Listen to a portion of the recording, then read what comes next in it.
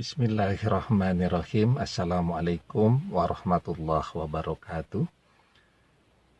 Tahun 2020 ini insya Allah Yaumin Nahar, Idul Adha atau Idul Kurban jatuh di hari Jumat. Ya, jadi kalau di Arab orang mengatakannya sebagai peristiwa Haji Akbar. Di tahun 2013 atau 2014 kalau saya tidak salah, itu juga peristiwa Haji Akbar ini terjadi ya. Dan di tahun tersebut ada beberapa hal menarik yang selalu saya ingat. Jadi pagi hari itu saya bertugas jadi khatib dan imam sholat Idul Adha di sebuah lapangan di depan sebuah perumahan di Jalan Kaliurang kilometer 12,5 di timur jalan. Ketika pulang, saya dapat telepon dari takmir masjid yang siang hari itu saya dijadwalkan untuk khutbah Jumat di sana. Takmir tanya, Ustadz, ini sholat Jumatnya kita adakan atau tidak, kita teruskan atau tidak? Ya saya jawab, ya terserah saja, saya kan manut. Tetapi jika saya pribadi, maka ya saya akan tetap mengerjakan sholat Jumat. Ya, yang berpendapat bahwa sholat Jumat itu adalah sunat ketika pagi sudah mengerjakan sholat Id, silahkan dan saya menghormati itu. Tetapi saya pribadi akan tetap mencari masjid untuk mengerjakan ibadah sholat Jumat. Karena saya berpegang kepada hadis bahwa keringanan untuk tidak mengerjakan sholat Jumat, kalau pagi hari sudah mengerjakan sholat Id, itu hanya untuk min ahlil awali. Siapa itu? Yakni kelompok orang-orang Badui yang hidupnya nomaden ya. Jadi faman ahabba an yantashiral jumu'ata min ahlil awali fal yantazir. Waman ahabba an yarji'a faqad azintu lahu. Jadi itu dalilnya berlaku untuk kelompok Badui atau nomaden, sementara kita kan mukimin, sehingga sebenarnya kita ini tidak mendapatkan rukhsah tadi kalau kita mengikuti hadis tadi secara konsisten. Nah, terus kata takmir, oke Ustadz, kalau begitu kita teruskan, kita tunggu di masjid. Siang hari saya berangkat, sholat Jumatnya di wilayah Sleman Barat, cukup jauh dari rumah saya, sekitar 45 menit perjalanan. Saya sampai di masjid itu sekitar jam 12 kurang 10 ya. Saya masuk ke masjid untuk mengerjakan sholat sunat tahiyatul masjid itu, ya saya mungkin orang ketiga lah. Karena mayoritas masyarakat sudah mengerjakan sholat Id dan tidak mengerjakan sholat Jumat. Saya orang yang ketiga. Ketika saya naik ke atas mimbar untuk membuka khutbah sebelum muazin mengumandangkan azan, ya saya hitung jamaahnya antara 7 sampai 8 orang. Tetapi yang ada di depan masjid ya melakukan lelang kulit hewan kurban itu mungkin ada 200 orang.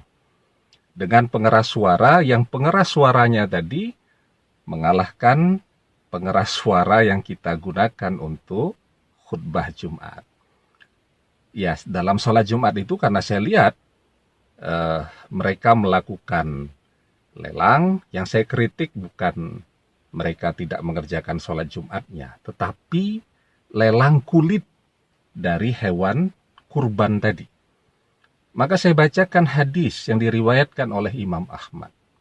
Rasulullah SAW bersabda, "Wala tabi'u luhumal hadi wal adahi wa qul wa tasaddaqu wastamti'u bi juludiha wala tabi'uha." Jadi di dalam hadis ini Rasulullah sampai mengulangi kalimat 2 kali, jangan perjualbelikan. Wala tabi'uluhumal hadyi wal adahi. Jangan kalian perjualbelikan daging denda haji dan daging hewan kurban. Wakul, makanlah. Watasaddaku, sedekahkanlah. Wastamti'u bijuludiha, ambil manfaat dari kulitnya. Dan di bagian akhir hadis, Nabi mengulangi lagi, wala tabi'uha, jangan perjualbelikan. Ini yang Rasulullah sampaikan.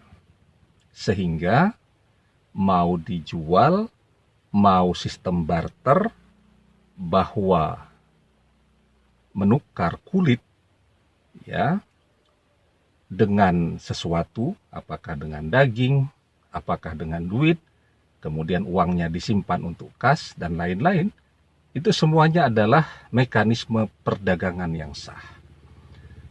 Mekanisme perdagangan yang dikenal di zaman Nabi. Jadi berdagang dengan uang, di zaman Rasulullah mata uangnya dinar dan dirham, atau perdagangan dengan sistem barter, itu juga sudah dikenal di zaman Nabi. Dan itu yang tidak diperbolehkan dalam konteks daging dan kulit hewan kurban tadi. Saya sampaikan demikian. Saya keluar masjid, ambil kendaraan, takmirnya bisik-bisik, komplain. Ustaz, itu tadi yang disampaikan terlalu keras. Kami khawatir yang di luar itu banyak yang protes nanti pada takmir. Ya saya bilang ya terserah saja. Tugas saya itu menyampaikan. Itu bukan pendapat saya. Yang saya sampaikan itu hadis. Sudah saya pulang, ya itu sekitar pertengahan tahun ya. Masuk bulan November, biasanya kan takmir masjid itu menyusun jadwal khutbah itu bulan November-Desember. Biasanya dari masjid tersebut sudah kontak. Karena minta jadwal duluan biasanya. Saya tunggu-tunggu kok tidak ada kontak.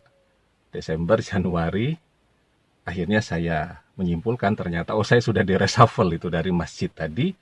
Karena saya menyampaikan hadis tadi.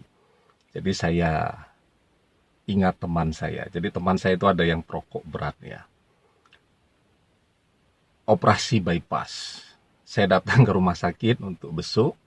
Ketemu sama dokternya ngobrol. Bapak ini tidak boleh merokok lagi. Terus saya bilang ke teman saya, gimana mas? Kata dokter sudah tidak boleh merokok. Terus jawaban dia, susah saya kalau tidak merokok. Tidak bisa mikir. Lah terus gimana? Ya gampang lah. Nanti dokternya yang saya ganti katanya. Jadi kita itu dalam dakwah selalu begitu. Kalau ada sesuatu yang tidak sesuai dengan kita, itu bukan kita yang berusaha untuk mengikuti ayatnya, mengikuti dalilnya, bukan kita.